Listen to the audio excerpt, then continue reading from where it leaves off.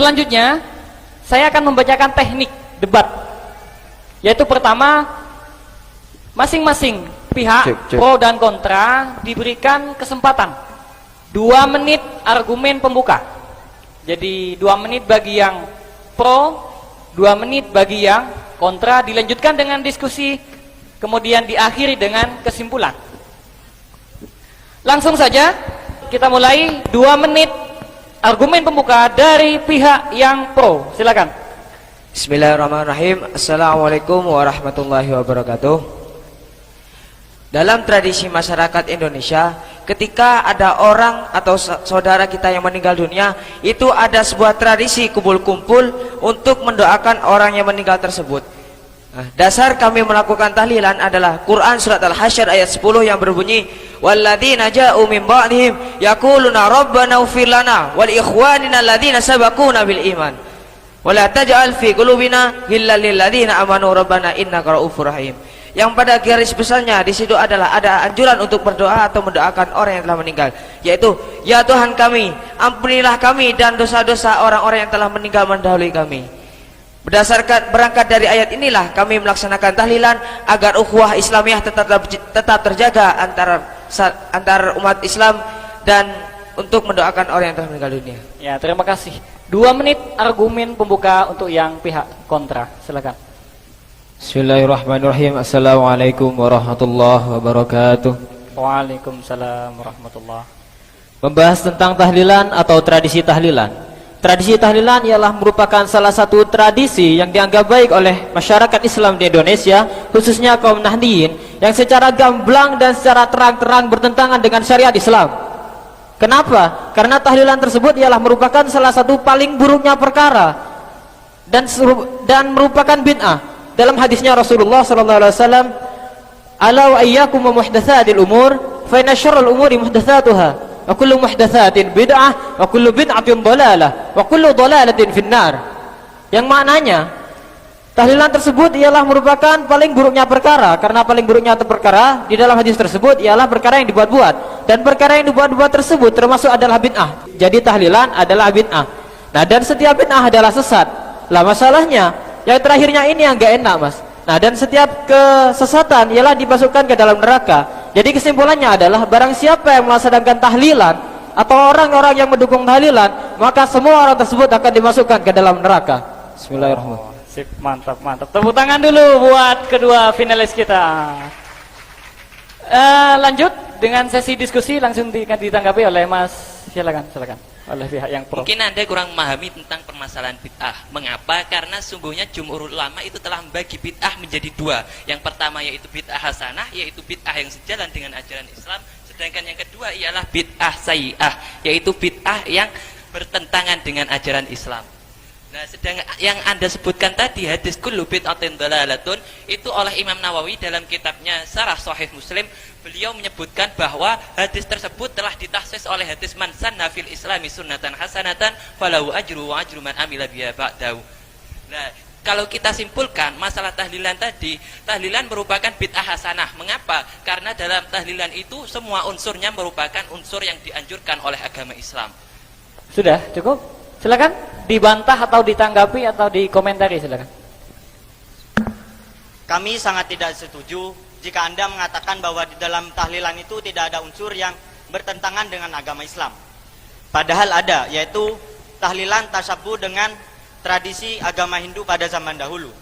Pada zaman dahulu, orang Hindu apabila ada yang meninggal, maka orang di sekitarnya akan berkumpul di rumah orang tersebut selama 7 hari. Dan hal ini sama persis apa yang dilakukan oleh kalian, warga Nahdien, yang disebut dengan tahlilan.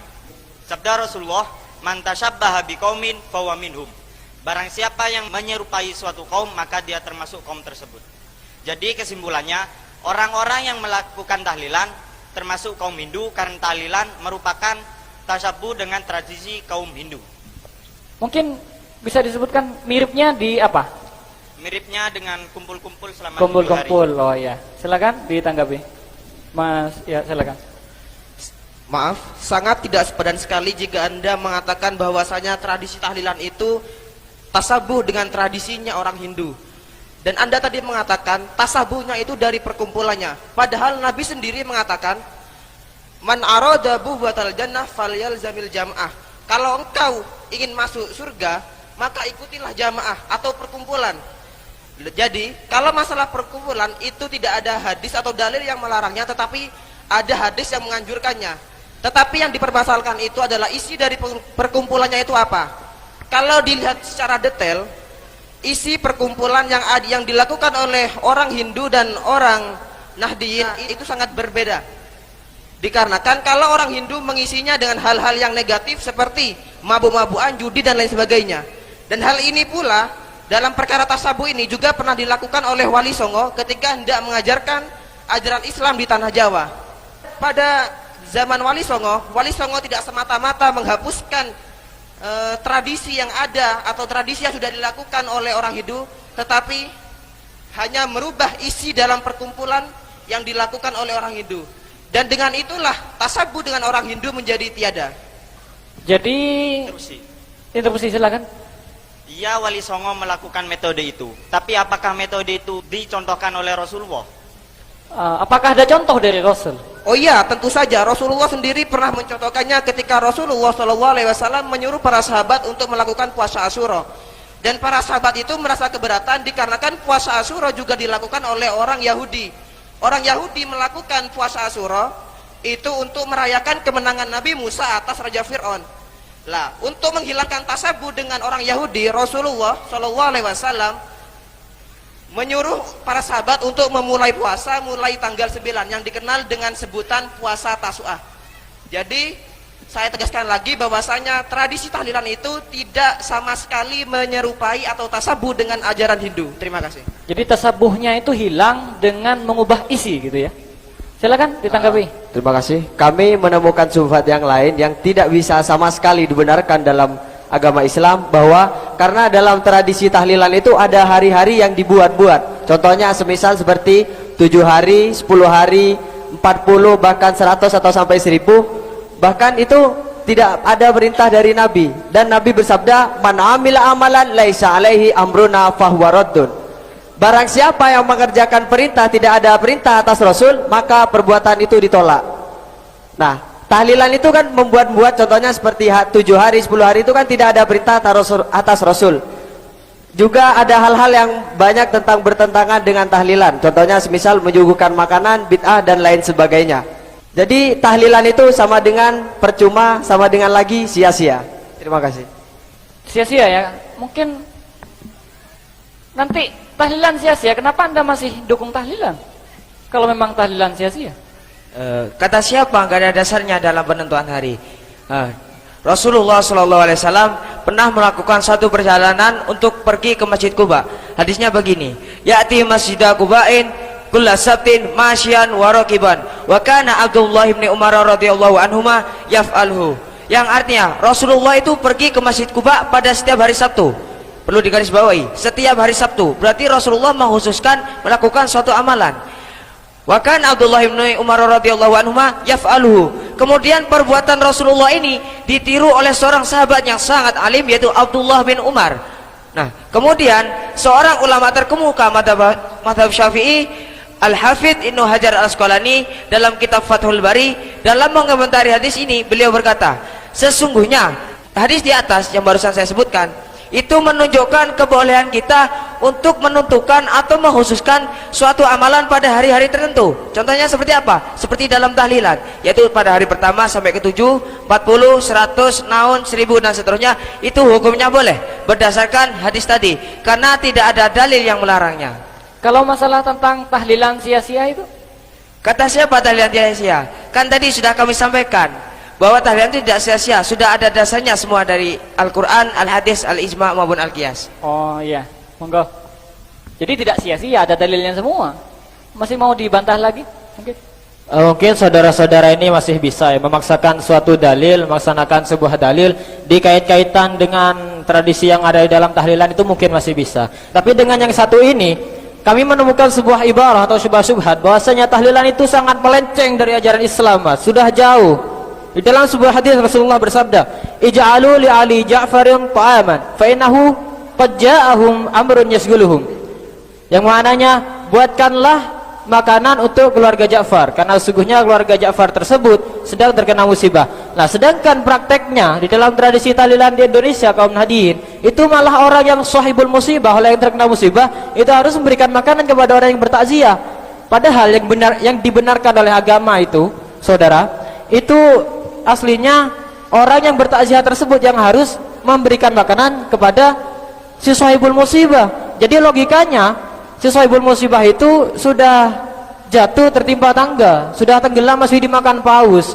Jadi ya itu gimana Anda mengomentari itu, Mas? Jadi orang yang meninggal sudah ditinggal keluarga, sudah harus memberi makan kepada orang yang datang ya. Jadi bertentangan dengan hadis tersebut ya. Ya, berikan pendapat yang sangat mepet, jangan pendapat yang jauh tadi.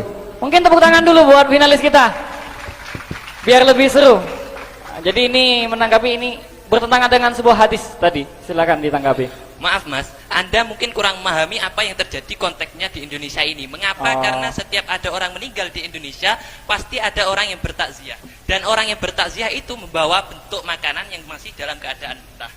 Nah, iya. ketika itu diberikan kepada keluarga si mayit, yang oleh kemudian keluarga mayit mengolahnya dan diberikan kembali kepada orang yang bertahlilan untuk dimakan bersama. Jadi kalau Anda membantah dengan hadis ij'alu li ali Ja'farin ta'aman, itu sebenarnya sesuai, bukan bertentangan. Jadi sesuai ya, nggak bertentangan. Oh, Bersih. silakan.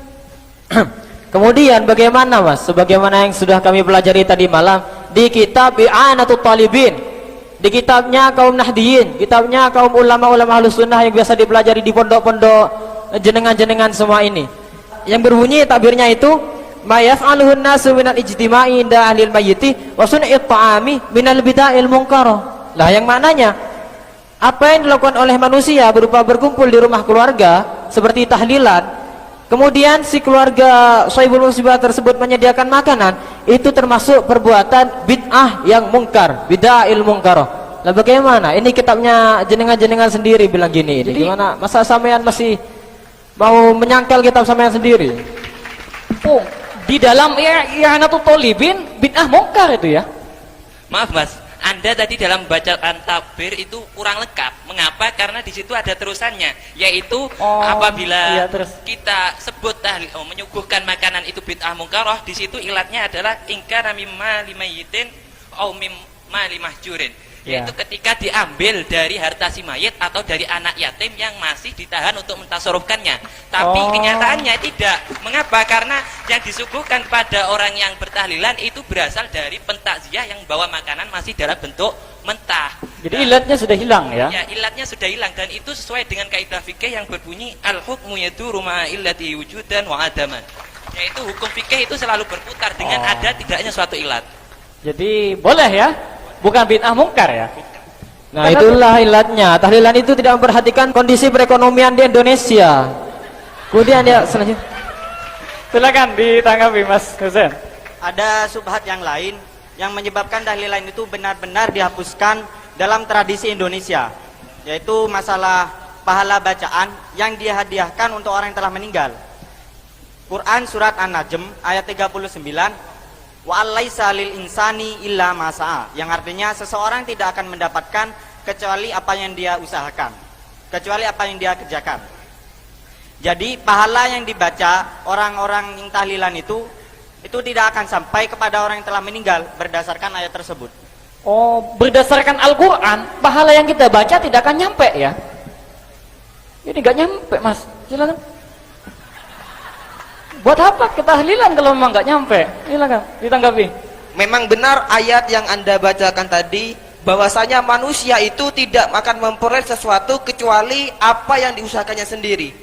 Tetapi Ibnu Qayyim Al-Jauziyah, murid dari Ibnu Taimiyah, ulama yang Anda ikuti, menjelaskan atau menulis dalam kitabnya, dalam kitab Ar-Ruh halaman 146, bahwasanya di sana jawaban yang paling tepat untuk Quran surat An-Najm ayat 39 adalah ketika seseorang itu hidup lalu dia berbuat baik pada kerabatnya dan berbuat baik pada sanak keluarganya, tetangganya, familinya, dan ketika dia meninggal lalu sanak dan familinya itu mengirimkan pahala bacaan doa kepada dia, itu akan nyampe dikarenakan itu adalah buah hasil dari jerih payahnya ketika masih hidup.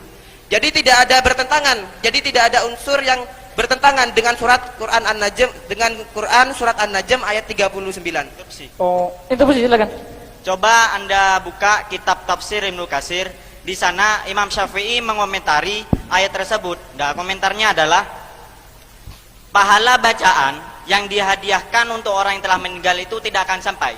Lah ini yang berkata adalah Imam Syafi'i. Imam Syafi'i. Oh, imamnya Imam panutan Ahlussunnah kalian ya? sendiri. Dibilangin imamnya tidak mau. Oh. Imam Syafi'i, imam kaum ini mayoritas NU ya. Ini juga pembela tahlil orang NU. Jadi imamnya orang NU mengatakan itu nggak nyampe, Mas. Silakan. Mungkin ada jawaban. Maksud dari pendapat Imam Syafi'i yang mengatakan bahwasanya pahala bacaan yang dikirimkan kepada orang yang meninggal dunia yang tidak sampai itu sudah dijelaskan oleh Syekh Zakaria Al-Ansori yang mengatakan bahwasanya yang dimaksud dengan pahala yang tidak nyampe kepada orang yang telah meninggal dunia itu apabila tidak dibaca di samping mayat atau tidak dihususkan kepada si mayat. Tetapi dalam kenyataannya di akhir tradisi tahlilan selalu ada ungkapan kata yang selalu dihususkan kepada si mayit yang teringkas dalam kata-kata Allahumma ausil sawaba ma qara'na. Jadi saya tegaskan lagi, mau tidak mau, ikut tidak ikut, tetap bahwasanya pahala bacaan Al-Quran itu tetap sampai kepada orang yang telah meninggal dunia. Oh, tepuk tangan dulu bagi finalis kita. Biar lebih seru, kita kasih kesempatan untuk masing-masing pihak untuk menyimpulkan argumen dari pertama hingga akhir. Untuk silakan kepada pihak kontra dulu, saya kasih kesempatan untuk menyimpulkan. Cek. Terima kasih.